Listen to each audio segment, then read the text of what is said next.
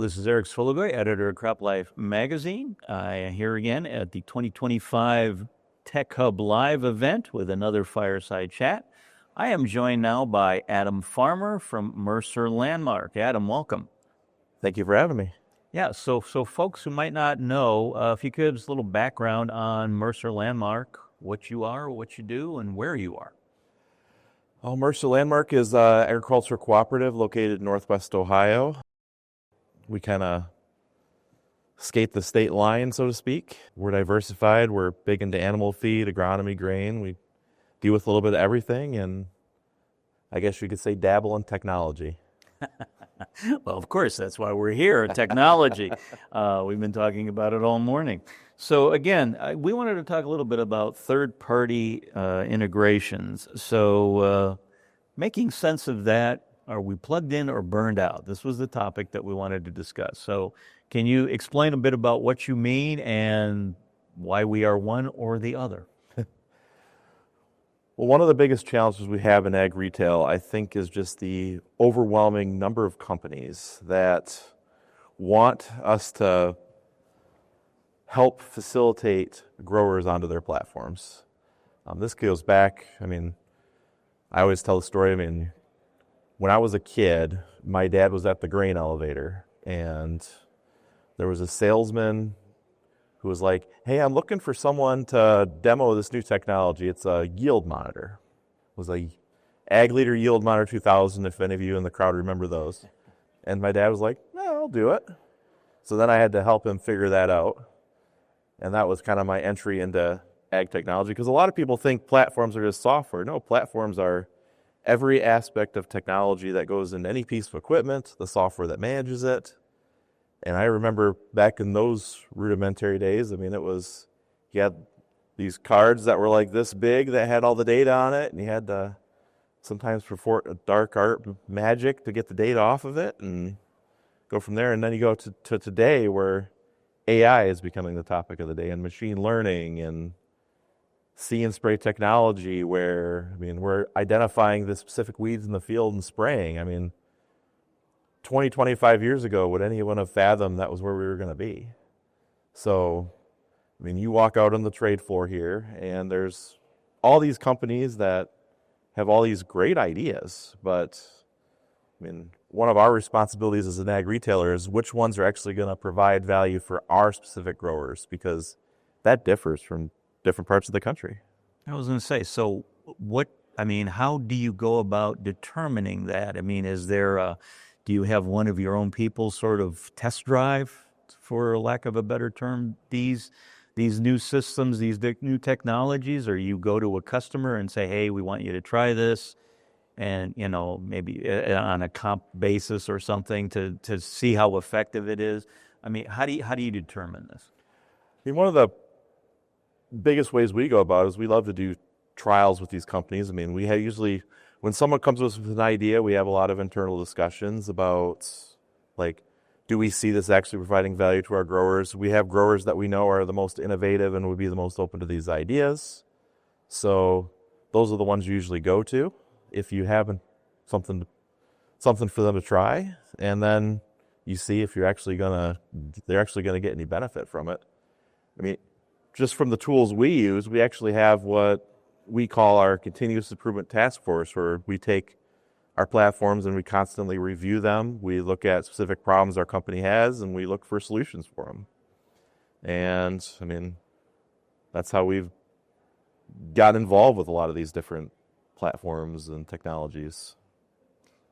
I want to put you on the spot a little bit, and I'm sorry I didn't give you any pre-warning that this question was coming, but it brings to mind, given that that's how you determine whether these systems will be effective and whether or not you're actually going to start using them in your operation and your grower customers, can you give me an example of maybe, without naming names, an example of a system that came to your attention that you thought, at first glance, I don't know about this, but then when you actually tested it, you're like, wow, surprisingly, this is really effective.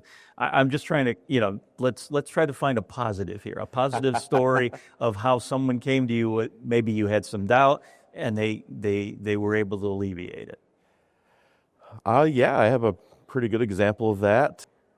there's a platform out there. We won't name No, their no, name, don't name but it.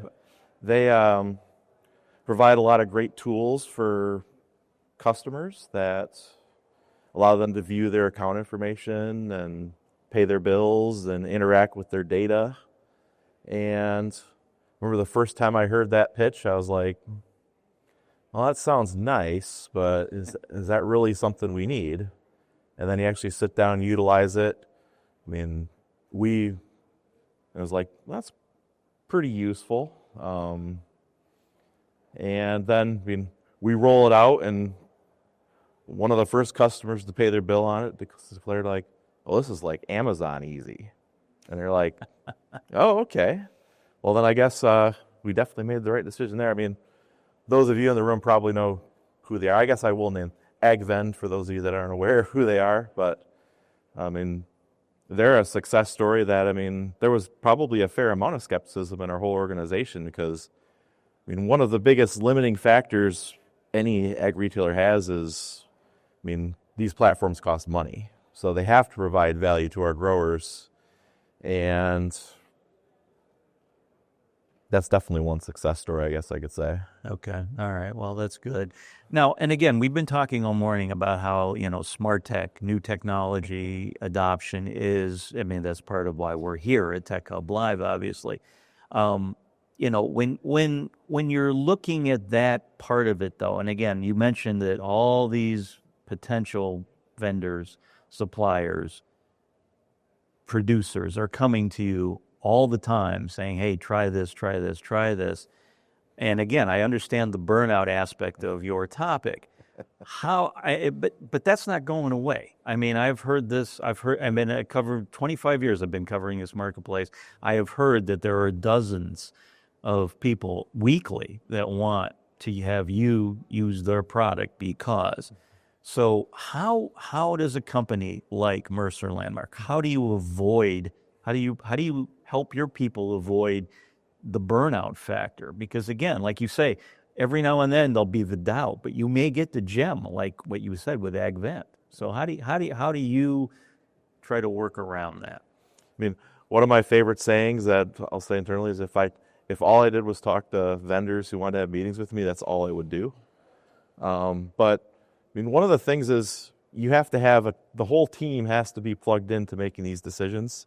I mean, the sales force on the ground talking to these growers they will learn what the actual growers' problems are, and they will bring that feedback back. And then, like, if you hear something, it'd be like, or see something at a trade show, and you're like, our customers have this specific problem. Maybe this is the answer. I always kind of view it as like, yes, occasionally someone who comes to you might snag you and hit you at the right time, but a lot of times it's when you're walking around a trade show like this and you're like, hey, so-and-so customer has this problem and they look like they have a solution, so let's talk to them. That's kind of the way you have to approach it. I mean, anyone who's ever done cold call selling knows that it's the hardest thing in the world to do. Sometimes having that warm lead is the best way to go about it. Very good. So, all right. So then, given that, given all we've just been talking about, and like you say, you're here at Tech Hub Live, you get to see a lot of these new technologies on display. From your perspective, either yourself or the company, what are you most looking forward to over the next year or so in terms of ag technology advancements? And why are those going to be the most useful things for you to employ to help your grower customers along? One of the things I look most forward to is honestly seeing AI become useful. There are, I don't know how many AI-related companies out there, and a lot of them have a solution, they say, for a problem, but do they really have the solution? And you're seeing this, I mean, you walk around this trade floor, probably almost everyone's going to be like, oh, we have this AI solution, or we're implementing AI in this solution, or our equipment is utilizing machine learning and AI to identify specific things and solve specific problems. And just kind of seeing that actually become useful, because I mean, AI could very easily drop into what you would call the pit of despair in the product development cycle, where everyone is Yeah. not actually seeing any benefit from it. I mean, we're going to go through that cycle eventually, and then we're going to come out and we're going to have actual useful implementations of this. That's maybe more of a couple year solution, but I think in the next year we're going to see solutions to these problems start to actually come to fruition and see usefulness here. Interesting. All right. Well, Adam, thank you so much for joining us today at Tech Hub Live or a Fireside Chat.